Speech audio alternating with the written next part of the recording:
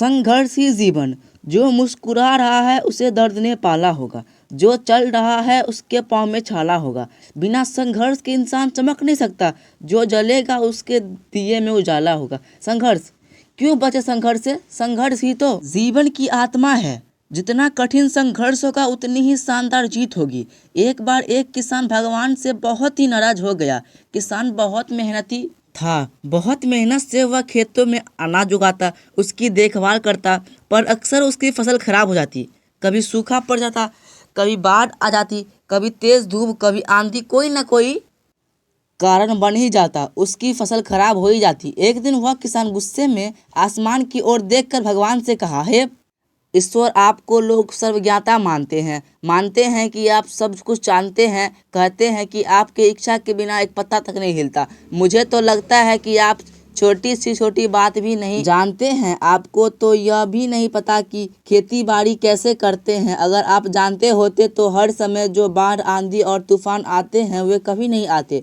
आप नहीं जानते कितना नुकसान उठाना पड़ता है हम किसानों को। यदि आप मेरे हाथ में यह शक्ति दे दे कि जैसा मैं चाहूँ वैसा ही मौसम कर दूँ, फिर आप देखना कि मैं अन्न भंडार कर दूंगा। भगवान इस किसान के तीखे वाक्य सुनकर मुस्कुरा रहे थे और वह किसान के सामने प्रकट होकर बोले, मैं आज से तुझे यह शक्ति देता हूँ कि तुम अपनी खेतों पर तुम्हारी जैसी इच्छा तुम वैसा मौसम कर दोगे। मैं बिल्कुल भी दखल नहीं दूंगा, तुम्हारी इच्छा से सब कुछ होगा। किसान बहुत खुश हो गया। किसान ने गेहूं की फसल अपनी खेतों में, जब उसे लगा कि खेतों में धूप चाहिए तो खेतों में धूप मिले, जब पानी बरसना चाहिए तभी पानी बरसा। आंधी, तूफान, बाढ़ कुछ भी उसने अपने खेतों पर आने नहीं दिया। किसान के खेतों में इस वर्ष ऐसी फसल हुई जैसी कभी नहीं हुई थी। हरी भरी लहराती फसल, मन ही मन वह बहुत खुश हो गया और सोचने लगा, अब सबूत के साथ दिखाऊंगा भगवान को, इसे कहते हैं शक्ति का सही उपयोग। मेरी सफलता देखकर उन्हें अपने नियम जरूर बदलने पड़ेंगे। कुछ दिन गुजर गए, फसल कटने की तैयारियां हो गई। किसान बहुत उत्सुकता के साथ फसल काटने लगा।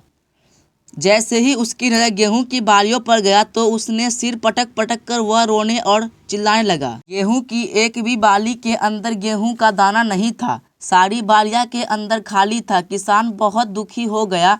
उसने भगवान को रोते हुए पुकारा, हे प्रभु, तुमने यह मेरे साथ क्या किया? क्या तुमने मुझे कोई सजा दी? भगवान बोले, पुत्र, ये तो होना ही था। तुमने पौधे को संघर्ष करने का मौका ही कहाँ दिया? ना तो तुमने उन्हें आंधियों से जुड़ने दिया, ना तेज बारिश को सहने दिया और ना ही धूप में तपने दिया। एक भी चुनौती का सामना तुमने उन्हें नहीं करने दिया। इसीलिए सारे पौधे के अंदर खोखले रह गए। जब आंधी, तूफान, तेज बारिश और धूप पड़ती है तभी ये पौधे अपने अस्तित्व को बचाने के लिए संघर्ष करते हैं, और इसी संघर्ष से एक बल पैदा होता है जिसमें शक्ति होती है, ऊर्जा होती है। और यही ऊर्जा पूर्ति तेरे गेहूं के दाने की तरह जो नहीं फूटी। तूने उन्हें कठिन परिस्थितियों से गुजरने ही नहीं दिया जहां उनके अस्तित्व का जन्म होता है। सारे बालियां इसीलिए खाली हैं।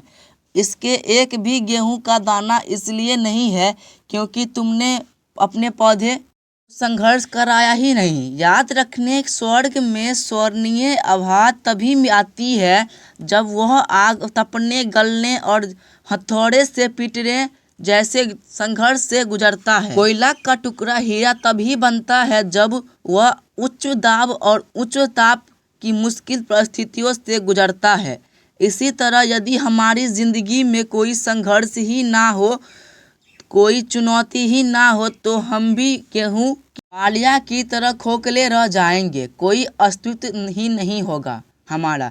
विपरीत परिस्थितियां, चुनौतियां, समस्या और हमें और अधिक निखारती है। जीवन में कठिन परिस्थितियां और चुनौतियां आए तो घबराना मत, बल्कि सामना करना, विश्वास करना कि आप अधिक निखर जाओगे और अधिक मौजूद बन जाओगे। कितना सही कहा है, जिंदगी जीना आसान नहीं होता। बिना संघर्ष के कोई महान नहीं होता। जब तक ना पड़े हथौड़ों की चोट तब तक पत्थर भी भगवान नहीं होता।